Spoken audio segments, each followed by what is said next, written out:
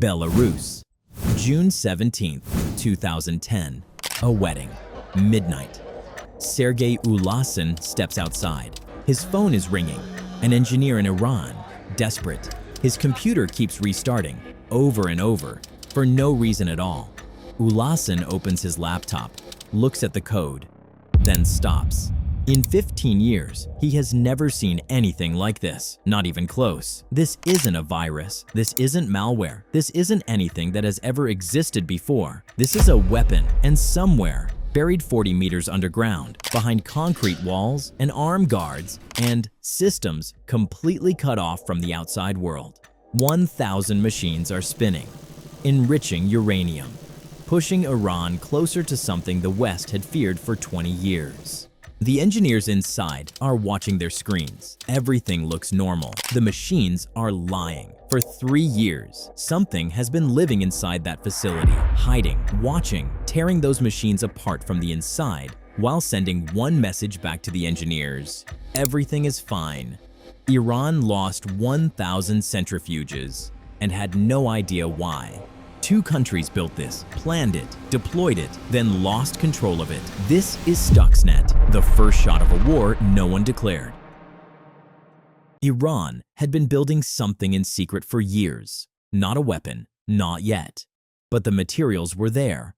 The knowledge was there. And the centrifuges, thousands of them, were spinning underground at a facility called Natanz, spinning fast enough to enrich uranium to weapons grade. The West had known about Natanz since 2002, and for 5 years they had tried everything.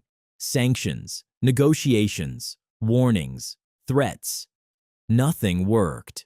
By 2006, Israel was ready to act. Military strikes on Iranian soil, bombers, missiles, a conventional war in the Middle East. The United States said no, not because they weren't worried. They were terrified, but an airstrike wouldn't destroy the program. It would only delay it, and it would ignite a war no one could control. There had to be another way. Inside the NSA, a small team had been working on something different. Not a bomb, not a missile, a piece of code. Code designed to do one thing: find the centrifuges at Natanz and quietly destroy them from the inside. The problem was Natanz. It was buried 40 meters underground, reinforced concrete, armed guards, no internet connection, no wireless network, nothing in, nothing out. It was, by design, unreachable. You couldn't hack a system that wasn't connected to anything. You couldn't send a virus to a machine that had never seen the internet. There was only one way in: a human.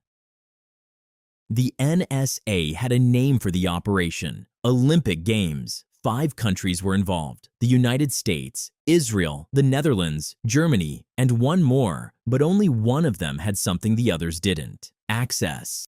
The Netherlands had spent years building relationships inside Iran's nuclear program. Engineers, scientists, contractors, and through those relationships, they found someone, an Iranian engineer. His name has never been made public. All we know is what he carried inside Natanz: a USB drive, small enough to fit in a pocket, invisible to every scanner at the gate. In 2007, the engineer walked into Natanz and plugged it in. Stuxnet was inside. But Stuxnet wasn't a simple virus. It didn't crash systems. It didn't steal data. It didn't announce itself. It waited. For weeks, it moved silently through the network, searching, learning, mapping every machine, every process, every routine, until it found exactly what it was looking for: the centrifuges. And then it did something no piece of code had ever done before. It told the centrifuges to spin faster, then slower, then faster again. Not enough to trigger an alarm, not enough to cause an obvious breakdown, just enough to slowly tear them apart from the inside,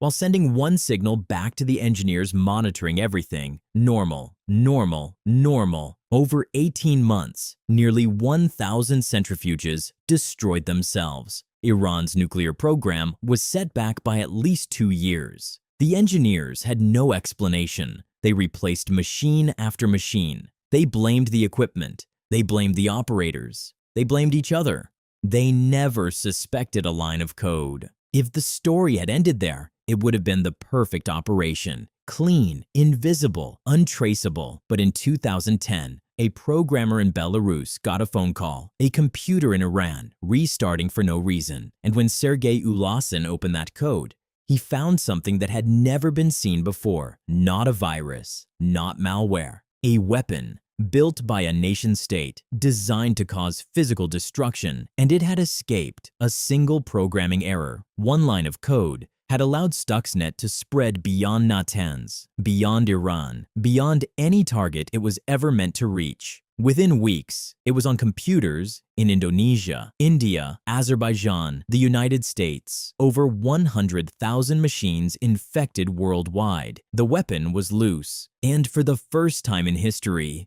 the entire world could see it. Cybersecurity researchers tore it apart line by line. What they found inside stopped them cold. Stuxnet wasn't built by hackers. It was built by engineers, specialists, people with classified access to industrial systems that barely anyone knew existed. This was a government operation, and it had just become public. If you want to understand what comes next, what the people who built Stuxnet did when they realized it was exposed, don't go anywhere, because what they chose to do next is the part no one talks about.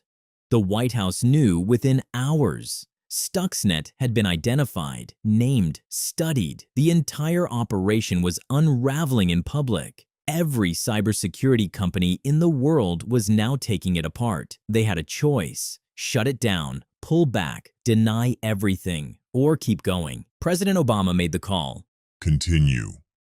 Even knowing the weapon was exposed, even knowing the world was watching, Stuxnet kept running inside Natanz for another 9 months, destroying machines, reporting normal. But Iran had finally understood what was happening. They brought in outside experts. They traced the code. They found the fingerprints. And in 2011, they started rebuilding faster than before, more protected, more isolated, more determined. The program that Stuxnet was built to destroy survived. Back in Minsk, Sergei Ulasin had published his findings, and the question that followed him everywhere was always the same: who built this? The code was too clean, too precise, too expensive. Researchers estimated it took a team of 30 engineers working for 2 years to write it. It exploited 4 separate zero-day vulnerabilities, security holes that had never been discovered before, each one worth hundreds of thousands of dollars on the black market. This wasn't hackers. This was a nation-state. And in 2013, it was confirmed. Edward Snowden, leaking NSA documents from a hotel room in Hong Kong, gave the world its answer. United States, Israel, a joint operation,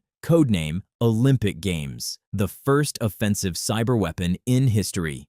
Built, deployed, and aimed at a sovereign nation's infrastructure, without a declaration of war, without a single bullet fired, and without the permission of the international community. So, what do we make of all this? The United States and Israel built the most sophisticated cyber weapon in history. They used it to set back Iran's nuclear program by 2 years. And in doing so, they opened a door that has never been closed. Every government that studies Stuxnet learned the same lesson. Cyber weapons are cheap. They are invisible. They cross borders without permission. And they leave no fingerprints until they do. The people who built Stuxnet believed they were preventing a war. Maybe they were right, but the weapon they built, the techniques they pioneered, are now in the hands of every nation on Earth. And not just nations, criminal groups, terrorist organizations, lone hackers in dark rooms. The same code architecture that targeted centrifuges in Iran has been used to shut down hospitals, steal billions, knock out power grids. Today, the world's most critical infrastructure runs on software, power grids, water systems, financial networks, air traffic control, all of it connected, all of it vulnerable. Stuxnet didn't just happen in 2010. Stuxnet is still happening.